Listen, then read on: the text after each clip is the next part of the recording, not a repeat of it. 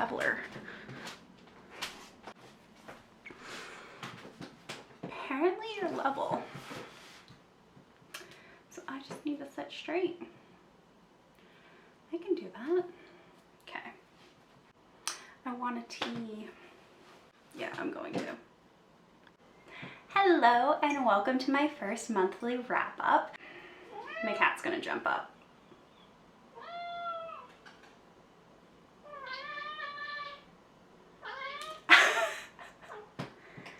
Yes, Spencer. All right. Are you gonna be good? I wonder if you can hear him purring. You definitely can a little bit.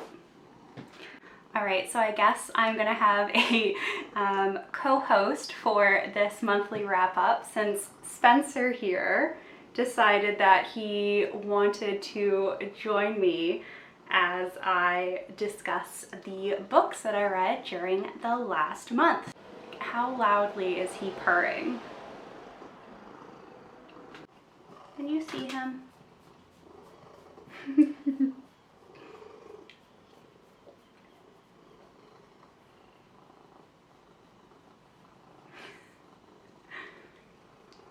Will you let me continue on?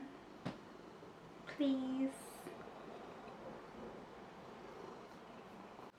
Okay, I hope you enjoyed that guest appearance, but I did have to put him down because his fur was flying everywhere and even I was finding it distracting. So let us dive right into the books.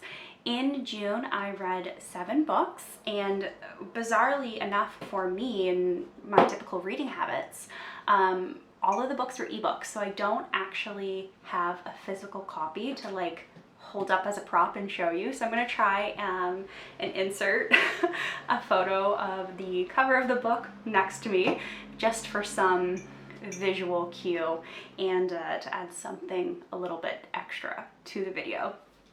The first book that I read this month is actually one that I've already talked about because it was part of my last video, which was a reading vlog, and that book was The Song Rising by Samantha Shannon.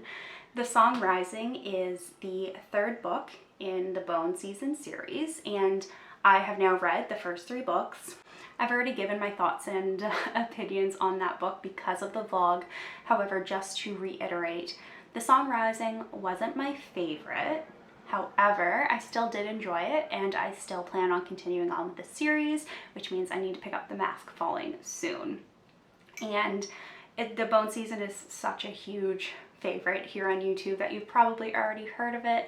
However, if you haven't, it is a fantasy novel with a wee bit of romance in it, which I tend to love, and it's set in an alternate reality London.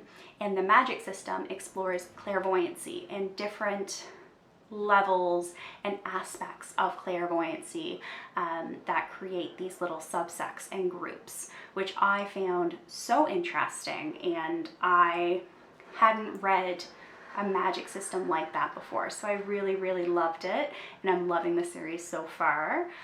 There are heavy themes like revolution and oppression and enslavement, so I would definitely take a look at the content warnings of this series before you dive into it.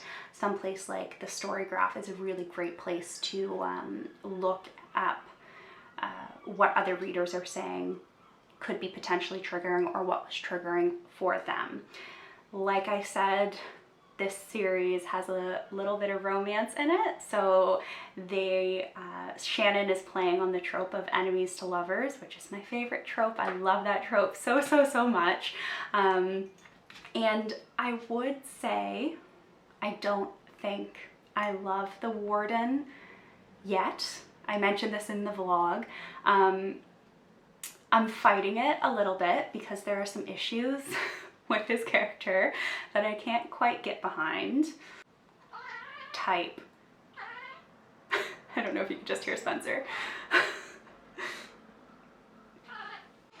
One thing I think that has held me back a little bit and still has me hesitating over whether or not to embrace the warden, so to speak, is that I find these books much more plot focused than character focused, and I am someone who typically enjoys reading character focused books. So I've really wanted to do a deeper dive into the characters' motivations and quirks instead of just go, go, go, go, go on to the next plot point, which is kind of how I found the first 3 books. So we'll see if the mask falling changes that. And I can't think of the name off the top of my head right now, but I do know that there is a novella or short story in between the song Rising and the mask falling that I've been told explores the characters of Paige and the Warden a little bit more.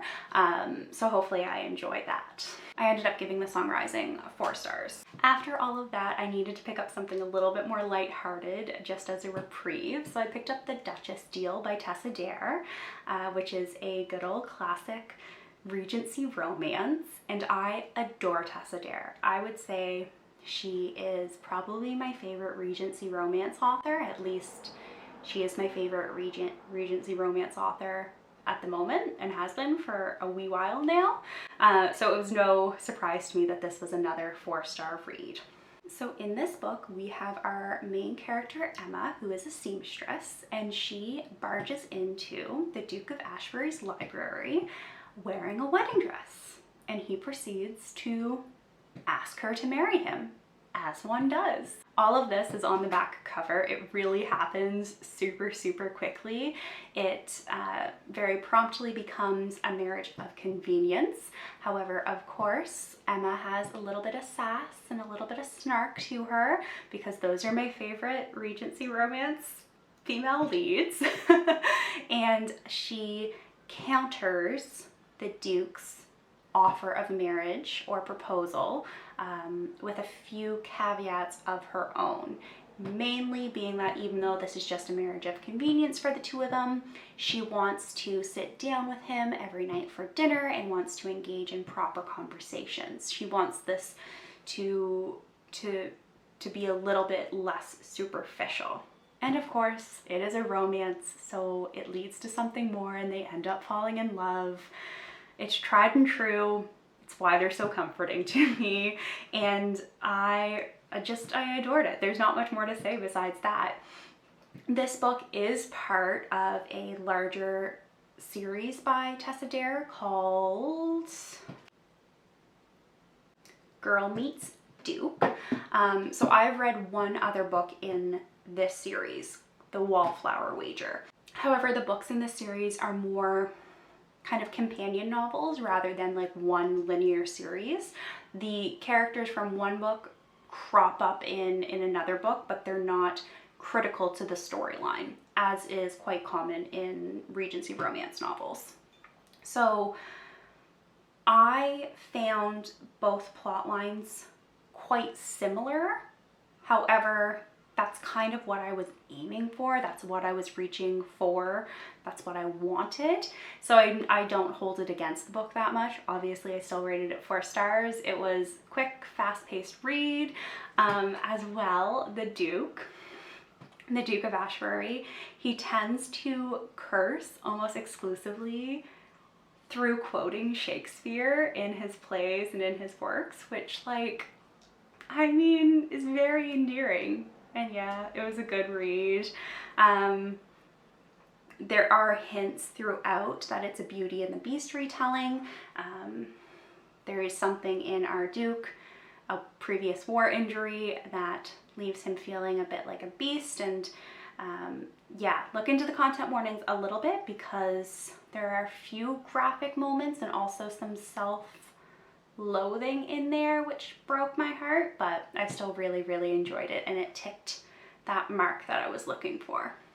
The next book I read was A Deal with the Elf King by Elisa Kova. I was really feeling romances and fantasy romances this past month, I think in part due to the weather just warming up. Let me know if I'm alone here or if you also feel this way.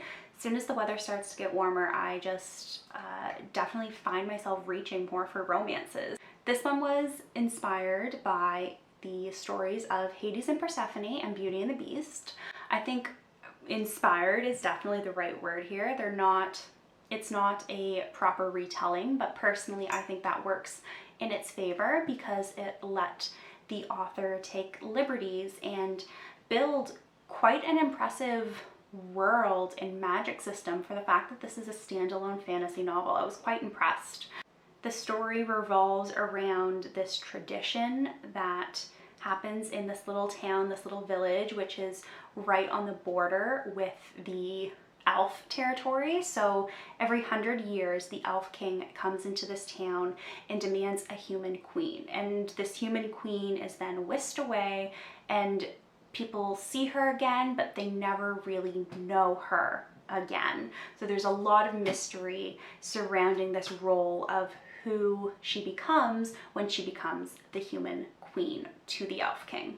So our story begins when the elf king arrives unexpectedly for Luella, who never even considered that she would be taken for the human queen. She's the town's only healer. She left and went to school. Her whole entire life is really deeply in this village, and she never thought that she could be the girl taken until suddenly she is. And suddenly she's whisked away to the midscape to fulfill this role of being his human queen. Like I said, for such a short standalone fantasy novel, I loved the magic system that Kova built for the role of human queen and for Luella, and I thought it was really, really creative. One thing I would say about this book, and the reason predominantly that I only gave it 3.5 stars, is that it wasn't a book that gripped me right from the very beginning. During the introductory phase, I felt it faltered a little bit. It felt forced and stilted. It didn't feel authentic or natural. I found that it relied a lot on tropes and I just didn't find it believable as we were kind of setting the stage of the story. However, once that proverbial stage was set and our characters were kind of in the roles where they were supposed to be, Luella was the human queen, and she had to then work alongside and work with this elf king who was cold and aloof and standoffish. Once they were in those roles, suddenly I found myself really, really enjoying our royal couple and believing the storytelling a little bit more. So 3.5 stars, but I still really enjoyed it. It was a really quick read for me though, so I would probably recommend it if you enjoy fantasy romances, and especially standalone fantasy romances, because they're so hard to find. But yeah, there was a few loose threads left at the end of this novel. Kova has said that she plans on writing more standalone novels within this world, so hopefully she's kind of left those threads loose so she can pick them up, similar to Regency romances, and then kind of write some companion novels to go along with A Deal with the Elf King. Next, I read The Shadow of the Wind by Carlos Ruiz Zafón. Carlos Ruiz Zafón. Hello there. It is just editing me popping in to acknowledge the fact that I messed up the pronunciation of Carlos Ruiz Zafón's name. I'm sorry, I don't know why I threw a random R in there, but definitely wanted to acknowledge it. And now let's carry on with the review. And I really wanted to love this one, but I struggled. I have a feeling that if I read this novel in an academic setting where I was able to analyze the literature a little bit deeper, that I would enjoy it more. However, reading it as I did, while I can appreciate the book, I wouldn't say that I enjoyed it. It's interesting when you're trying to analyze books, whether you rate them for what they're trying to achieve and the themes they're hitting on, or whether you rate it from a perspective of, did I enjoy this or not? And for me, it was really mixed, because I can see why it's so highly acclaimed. I can see why people love it. However, for me, I just did not enjoy it. I definitely did not love it. I spent about the first 2/3 of the book just anxiously anticipating what was going to happen to make it such a highly acclaimed book because I just couldn't understand for the life of me why so many people loved it so much. And definitely at the ending wrapped a lot of things up, and the ending and Nuria's perspective definitely sealed the deal for me. I really enjoyed her perspective, and it was probably one of the very few parts of the book that I actually could say that I enjoyed, unfortunately. So because of all of that, I rated this book 3.5 stars because I can appreciate the writing and the plot. I just didn't enjoy so much of it, which partly is due to the fact that it was written in first person, which personally is a perspective that I tend to struggle with, and it was from the perspective of a teenage boy. And so that just added to my disconnect from the characters. And the book revolves around our main protagonist, Daniel, and what happens after he finds a book from this cemetery of forgotten books.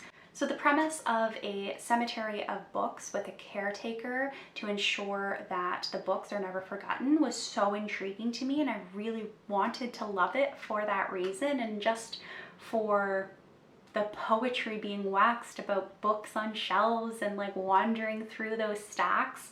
As well, Daniel and his father run a secondhand bookstore, so there's a lot of really gorgeous lines. But I've read better books about books, and the mystery element of it didn't really entrance me.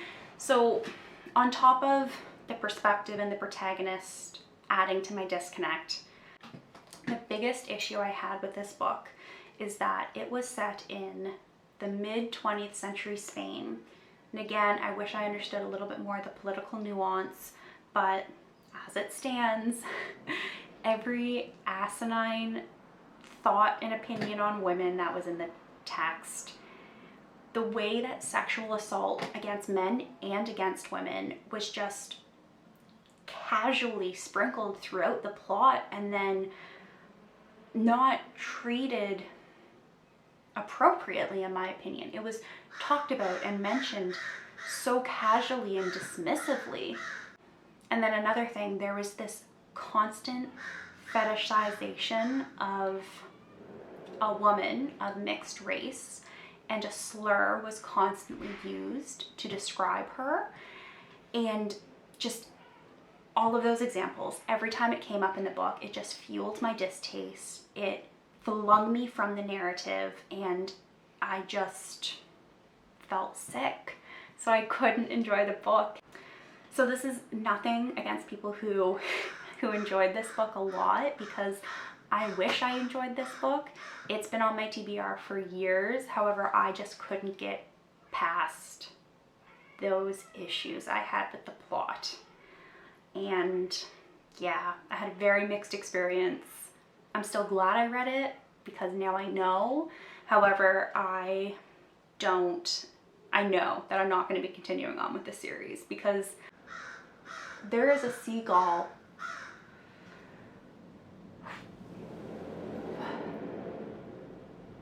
and now there's a motorbike.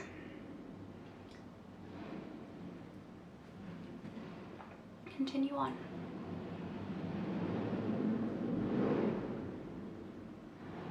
I should have maybe closed the window. But yeah, I don't want to read about sexual assault in such a dismissive way, and I really don't want to read about slurs and the fetishization of women. No, there's so many books out there that I won't be continuing on with this one.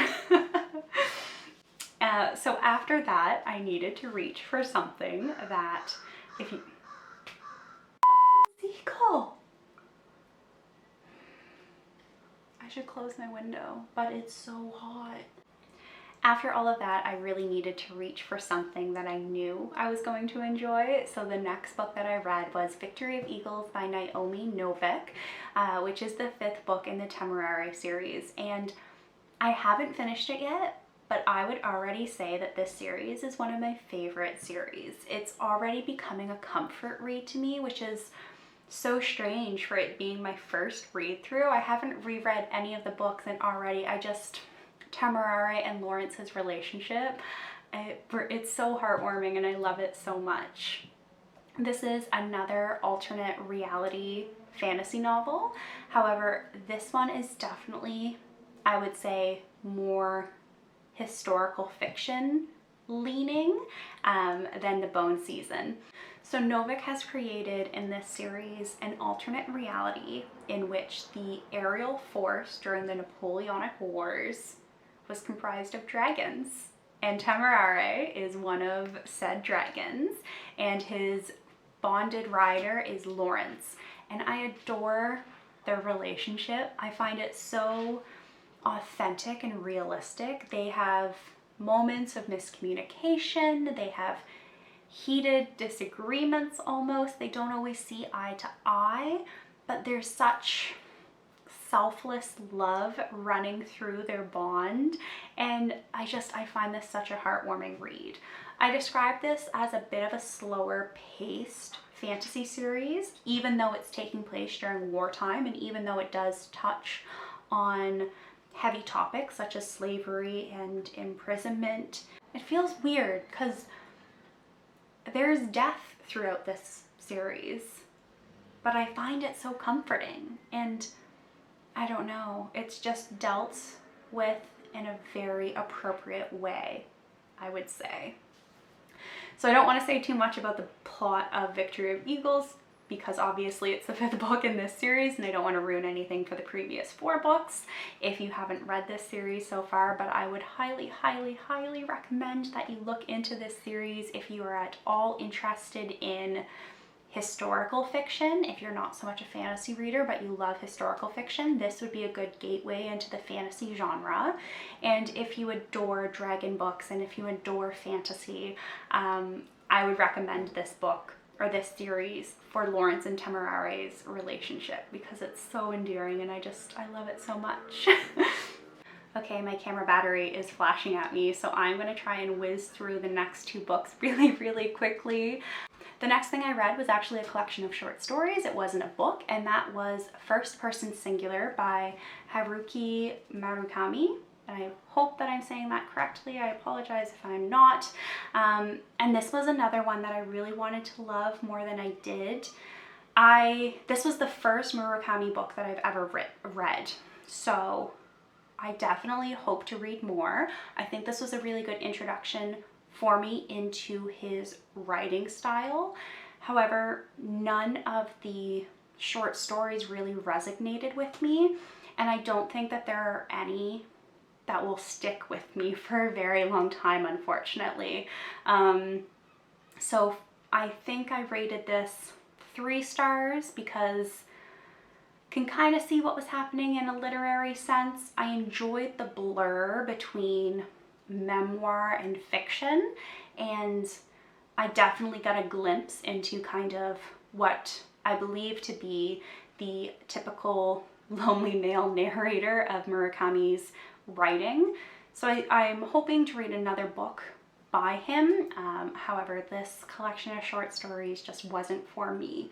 So if you have read a book or another work by Murakami and you really enjoyed it, please let me know because I am anxious to give this author another shot and hope that something else will work out a little bit better for me. And finally, the last book that I read in June was From Blood and Ash by Jennifer L. Armentrout. So this one I rated 4.5 stars. I can definitely get the hype. This one has been all over BookTube, all over Bookstagram. It is an adult fantasy romance that gets very steamy very quickly, and I get the hype. However, it was a 4.5 star read for me, not a 5 star, because there are a few things and a few issues that I had with this book as much as I really, really enjoyed it. So the biggest one for me is that the consent in this novel is questionable at best. And I don't want to get into more specifics because I don't want to spoil anything. However, if you want to have a chat in the comments or in a private message about what I mean by that, I'm more than happy to do so. both parties were consenting to all the sexual encounters. However, not everyone was as knowledgeable as they should have been about things. I'm so sorry that that is so vague. But yeah, the consent was questionable for me, and I'm really hoping that this gets cleared up in the next book. I'm willing to give this series another shot because I enjoyed the characters and the premise, and I really enjoyed the writing, but that's a big one for me, so we'll see. The next thing is I made an absolute rookie mistake and I didn't look into the content warnings first, which definitely do that. This book has detailed depictions of physical assault in a sexual nature, and the narrative is first person, so those assaults really feel as if they are happening to you, and if you are not expecting it, it is really shocking and can be extremely triggering. So I would look into that, and again, happy to discuss the scope and the depth of that if it's something that you are wary of, because yeah, good to know before it just kind of smacks you in the face, because it is a bit unexpected. I feel as if I'm saying a lot of negative things about a book that in the end I rated 4.5 stars, but last one, I promise. Our main character, Poppy, is the maiden, this revered female in the kingdom who is forbidden to be seen by anyone. And bearing that in mind, she is seen by a lot of people, like a lot. And there's even one instance, one scene in which all of that setup is just disregarded because it's no longer convenient and it no longer becomes relevant, and she's just Poppy. And I get why Armentrout used that trope and that setup to build her story and build her narrative, but I definitely found it irksome how she then just disregarded all of that when it was no longer convenient for her. So, bit weird that she's allegedly not supposed to be seen by anyone, and then she is seen by everyone, and also privately seen by like a lot of people. So yeah, bizarre. All of that said, it was a fast-paced read. I really, really enjoyed it. I found it addicting. Our male lead is again morally gray. There's a common thread here of what books I tend to enjoy. And again, similar to the Warden, I don't quite love him yet because of the huge consent issue. So yeah, I'm reserving judgment until I read the next book, and then we will see. That said, oh my goodness, Poppy. I adore her and I want to be her. She has killer aim with a bow and arrow. She has incredibly fast reflexes, and she almost perpetually has a dagger strapped to her thigh. So she is just out there living my dream, and I really, really like her. So that's a roundup on all the books that I've read in the past month. If you're still watching, thank you very much. As you can probably tell behind me, I have quite a few books with turned-in spines, and that is because since my book buying ban has ended, I have managed to acquire quite a few new books, so I am hoping to film a book haul here soon. Let me know if you've read any of the books that I've mentioned, or just let me know what you managed to read in June. Bye for now.